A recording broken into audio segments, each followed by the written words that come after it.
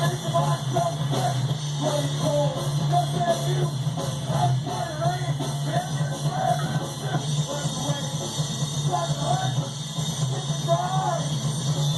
the slow horse of morning talk show hosting. It's the one and only Adam Josh. Good morning, everybody.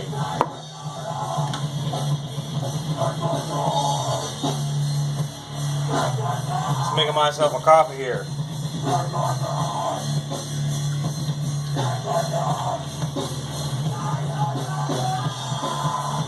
Good morning. Good morning. Say goodbye. Sayonara. You're listening to the sweet sounds of me screaming my head off in a band I was in called PBUH. You can find that song. You can find that song on the website adamjosh.com. Just checking the live stream here, making sure that we are right side up. Seems legit so far. So how you guys doing? My name is Adam Josh. This is the Morning Banana Show. This is a banana, an organic banana, and we're at number 58 right now. Usually what I'll do is I will have a banana, have a coffee, chit chat with you guys, and then get to work. So I have a little bit of time today, and I figured I would do that. I have some phone numbers down of people that I was thinking about calling unexpectedly. So some people don't like that. That'll be fun. Calling people who don't want to be called.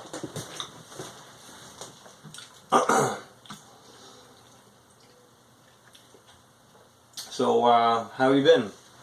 In my personal world, I've been in the middle of building a fourth restaurant.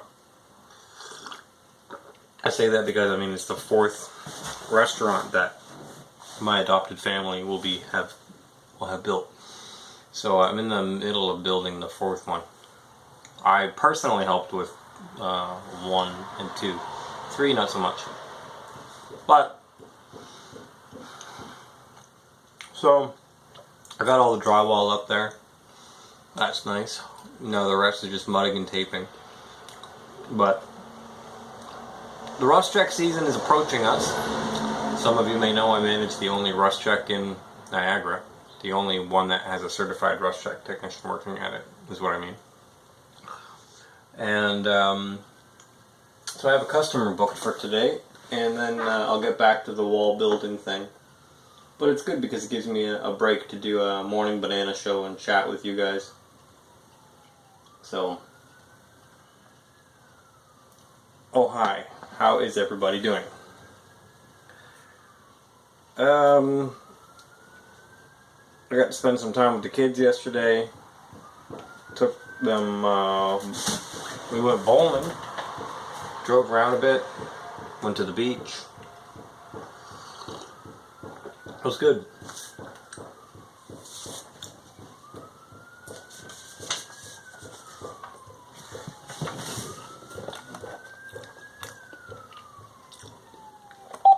Let's call my sister. I always feel bad when I miss her call.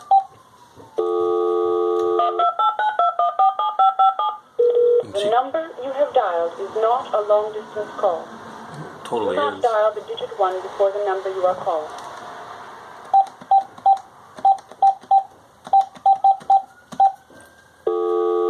And it's not a long distance call.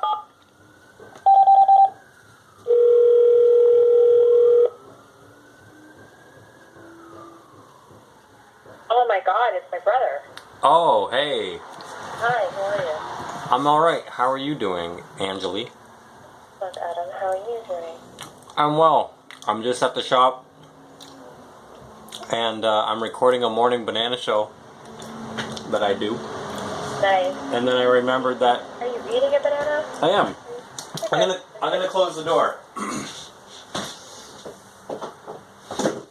And then I remembered that you called yesterday, and I felt bad for not returning your phone call, but I was pretty busy, so. Yeah, that's okay. Anyway, you're live on the Morning Banana Show. What's going on in the world of Ange? The world of Adam's sister Ange. Well, it's 7 o'clock here in Calgary, Adam. Yeah, but I knew you'd be up. Yeah, I've been up for a while. You don't mind being put on the spot like this, do you? At 7 a.m.? No, not at all. I have nothing better to do. It's so. What are you doing? Like, other than, are you working today, or what's up? Well, yeah. Like, I think you know that I'm in the middle of building the fourth restaurant there in Brantford. But all the drywalls are up on the wall, so for me, I'm happy with that. I'm gonna go back and do mudding and taping, but I have some early rust check customers coming in, so I had one scheduled for Saturday and one scheduled for today, which is not a lot, just one here, one there, but you know, if you have a rust check, you might as well service the customers, even if they are stragglers. I'm not gonna say no. I try to squeeze them all into one day, but a lot of people are like retired or really fixated on one particular day, like this lady that's coming in today is, no, Monday at 11 is my only time. So once this customer is done, then yeah, I'm going to go back up to Brantford and continue on the construction project. So, oh, wow. Outside. Are you excited for the Brantford opening? I think that'll be good. I think it'll be a good market for Popeyes. I mean, you can come and join us if you want. Well, that's why I called you, because I'm probably coming back home in about a month is what I'm aiming for. Okay. Yeah. So I've just been really busy. I'm just wrapping up what I have to do here, and I have a bunch of other things I'm working on with other people and my website. I've had a lot of good reach out, and I've had, I think, 4 or 5 interviews or something like that. So I've got a couple of people flying out to Calgary to come and meet with me. But from the looks of things, it's looking like, fingers crossed, that I should be back home in September. Good. Well, if you need a place to land, you know, you're more than welcome to hang out with me for a bit. Yeah, it won't be long. I think it's going to be fast because the market's really good right now. I had 7,000 shares of my resume on LinkedIn, and then another 3,000 just over the past couple of days. So I'm just focusing on pushing. I've got like 7 different balls in the air, so I'm just trying to everything. Yeah, so I worked all weekend like you. Everyone's like, "What are you doing?" And on weekend, but I haven't done anything other than just work. I was up working until 11 o'clock last night, and then I got up at 5. So yeah. So you've been up for 2 hours. I have, yeah. Hey, for anybody who watches this who wants to know more about you, what do you want to tell them, or where could they find information about you and what you do for work? Well, there's 2 things that I do. So I guess if they want to learn more about me, I have 2 different kind of paths. So one is I have a blog that's called Pretty Plant-Based Life. So if you go to www.prettyplantbasedlife.blog, that provides a lot of recipes for, it's mostly geared towards, I know Adam's vegan, but it's mostly geared towards plant-based diet, right? So plant-based eaters, the people that are looking to incorporate more plant food into their life, especially those that are transitioning from eating meat or transitioning from having a more of like that a takeout lifestyle. I think there's a lot of really awesome ways that you can put plant food or into your everyday, like your day-to-day, and make it simple but still make it beautiful, which is important. I think for me, I'm used to being on the road a lot and traveling and eating at different kinds of restaurants, and so I bring a lot of that experience kind of back home and into the blog. So that's really cool. And then a couple of other things about the blog that I do mention is I do a lot of auditioning for different culinary shows. So I auditioned for MasterChef last year. I know I made really close to being on the show. From what I understand, I got to the final cut. So I think I'll be auditioning this year. I'm not sure, but I definitely will put my hand in the hat when I get there. And then also I just auditioned for Wall of Chefs a couple of weeks ago. What's the show called? Wall of Chefs. So that's a new show that's on the Food Network. That's coming out. They're actually filming in the first week of September. Okay. So I was invited to do a secondary round of application with them. And so I'm just waiting to hear back from them as well. So actually what I auditioned, the two recipes that I auditioned with MasterChef and then also Wall of Chef. MasterChef was a vegetarian dessert. So I did a blue cheese creme brulee with isolated fused grapes and then did some sugar art and that sort of thing on the plate and some fruit and nuts. And my audition for Wall of Chefs was actually an inspiration towards our grandfather because I don't know if your banana friends or your followers know, but like our grandfather had the Bob's Big Boy, and that's how I kind of remember him when we were growing up in Niagara. So I made a Southern California-inspired plant-based burger, and so that was my audition dish. I mean, I've never eaten there, but he told me the stories in person about what the franchise was like, but I like never super got to homey, eat right? there. It was kind of very American style, burger, shakes, diner style food, right? And I think like what I wanted to do was just elevate that a little bit, again, make it pretty, which is what I cover on the blog. And then the second part is I'm just working on launching my own website. So my experience in my past is I've done a lot of work in franchising. So I am launching Franchise Fix. So this is sort of my side project. I am going to be looking for work and everything back home, but this is something eventually I would like to take on full time. But I do have people that can support me and that will support me, and consultants that I do work with, and I know in my little wheelhouse there. So if you go to, I think I had 2 domains registered, so I was just up late last night working on that, but franchisefix.org or franchisefix.ca, but I think CA is kind of like rough, so I've got to call actually GoDaddy today. But those 2 sites is just focusing on the stuff that I did for my owner group in the past, so for Tim's and for Little Caesars. So I'll be, just doing the finishing touches on that this weekend, and then hopefully getting that out. But those franchise fix is really just a concept to help more on the franchisee side. I feel like there's a lot of assistance direction to help a franchisor, so to help your, like even with Popeyes, right, like, to help your parent company, Adam, you and I have talked about this as well, so, if a franchisee is looking for some help or some reorganization or some assistance on getting things kind of tidied up and making them more profitable and making them more money, we just look at kind of like systems and ways to do that. So whether that's like through hiring process or back-end process or evaluation of what's happening in their business. So that's something I've been working on as well. So I already have people lined up. I've got people from Tim's and A&W that I'm talking to. So we'll see. Is there like a master hub website or handle on social media somewhere where people, if they wanted to find out more about you, or is there like I'm just developing all of it right now because the response has been so amazing, so I don't have anything. I'm working on it today. So it's kind of like if they don't know how to get a hold of you, then that's their problem. They have to find you. No. I think if they start with the franchisefix.org. Franchisefix.org. Because I have at least my email set up and my phone number. They can contact you there. Franchisefix.org. I like the sound of that too. It's a good name.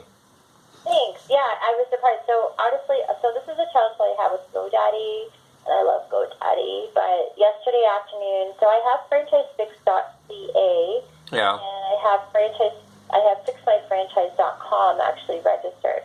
So when I went to go put my website live last night, no, it was super late. I was working like all day yesterday, but for some reason it made me register a different domain. So I'm going to call them today because it shouldn't be franchisefix.org. It should actually be franchisefix.ca. Yeah. Maybe you can give me some help on that because I don't know what's going on.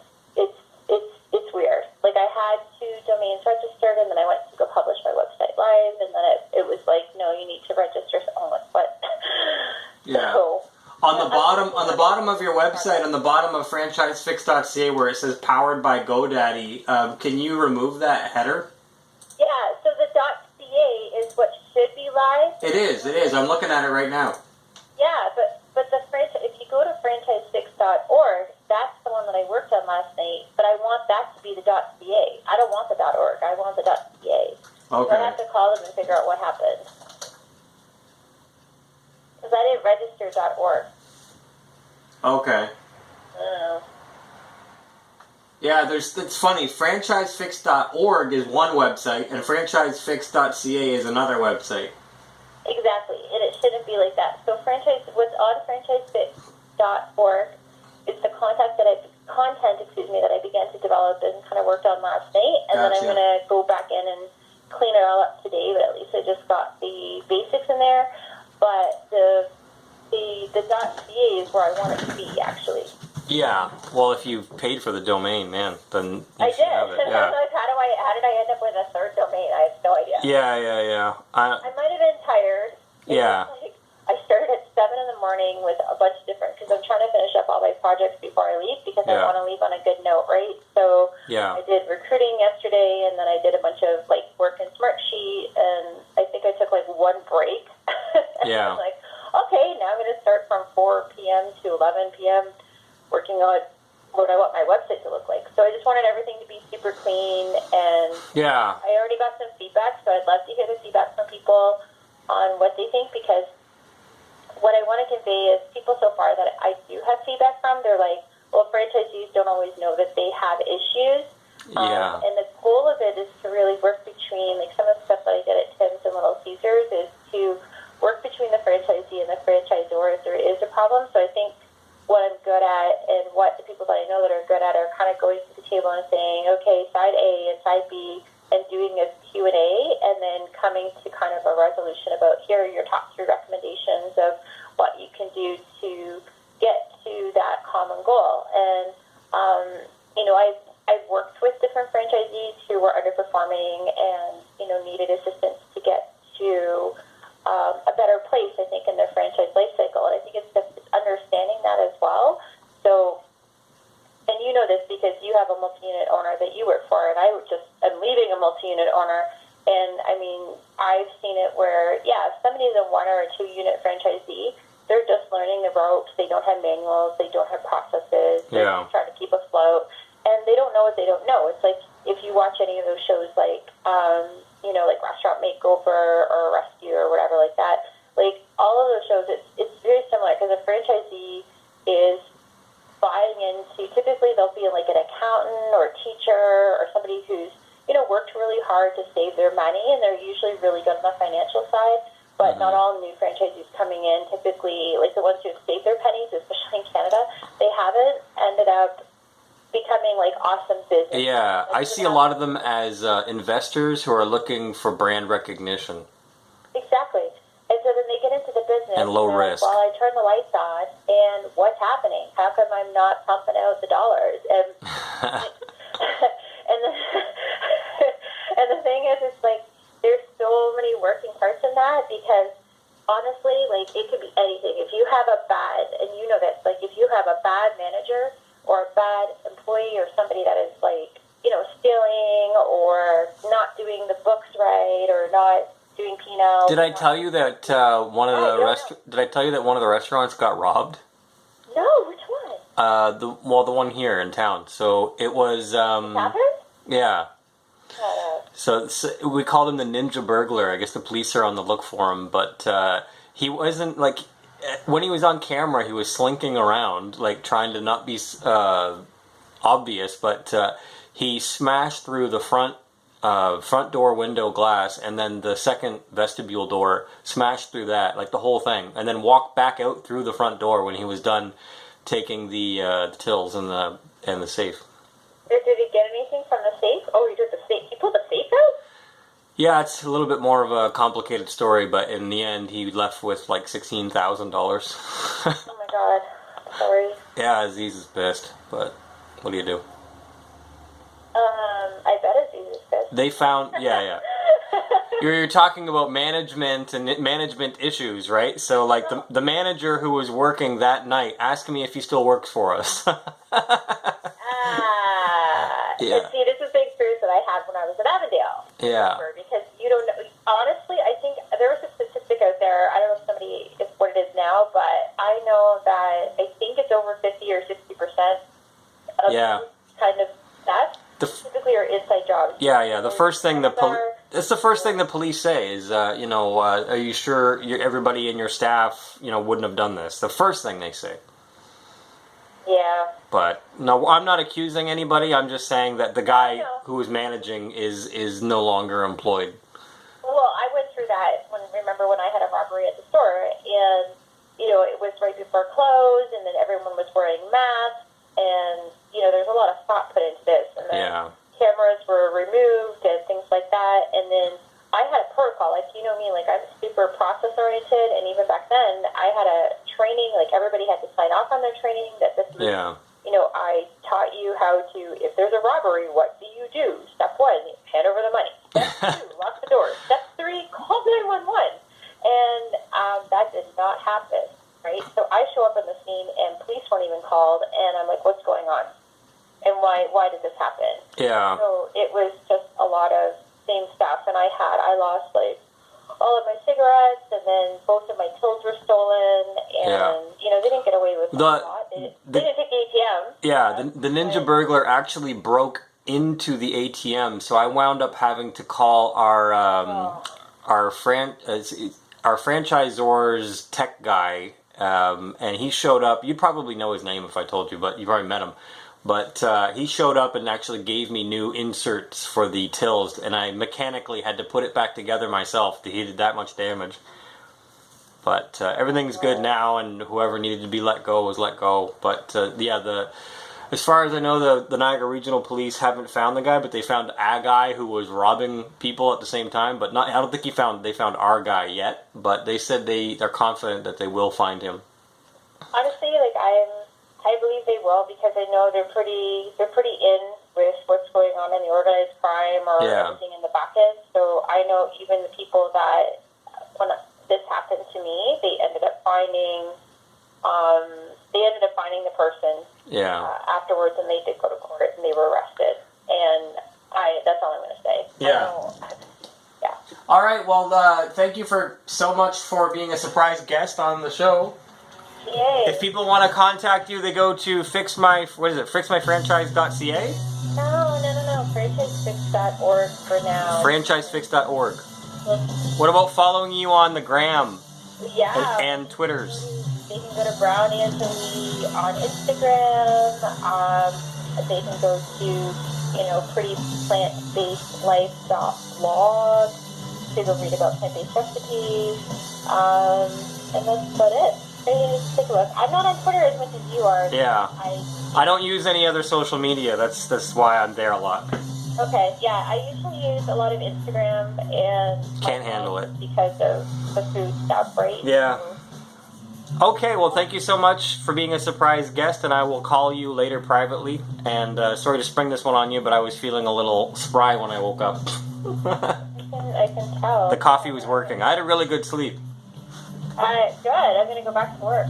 All right. Take care, Ange. Love you. Love you too. Bye. Bye. My sister, Angelee, everybody. We're one of two of three. And my sister is out west in Canada, and she's coming back soon, so that'll be cool to have her back. And then we have a brother, and then I have my adopted family, as some of you may know. So, big family. And we love her, and I can't wait to see her back in Ontario. Thank you for watching the Morning Banana Show. We're at number 58 now, and follow me on Twitter at AdamJosh.com. My websites are, oh my god, too many to list. AdamJosh.com, AdamJosh.rocks. I think I have AdamJosh.band. I've gone crazy and just kept buying websites. I'm on another one 2 days ago that I'm not even going to tell you about. Take care. Bye, everybody. I don't even know which. I got two cameras going on here. Start with this one.